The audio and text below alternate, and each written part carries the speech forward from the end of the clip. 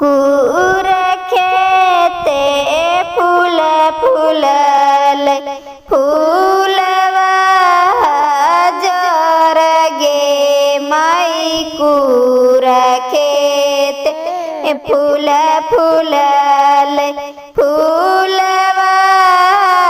जर गे माई कूर खेते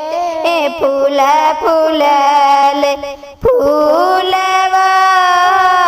जर गे मैया अम्मा को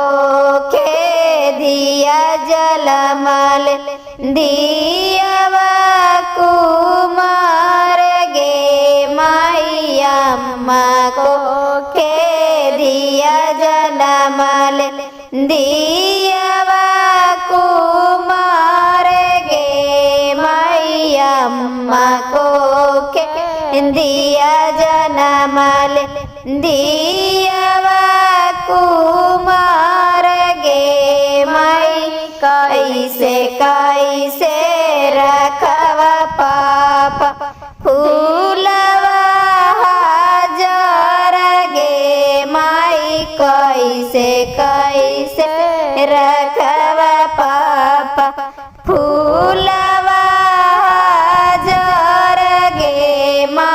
कैसे कैसे रखवा पापा दियावा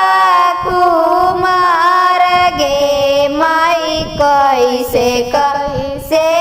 रखवा पापा दियावा कुमार गे माई कैसे कैसे रखवा पापा दियावा कुमार गे माई पनिए छिड़ी की रखावे फूलवा जर गे माई पनिए छिड़ी की रखावे फूलवा निर्मल गे माई पनिए छिड़ी की रखावे फूलवा निर्मल गे माई गुगतनिए रखावे दी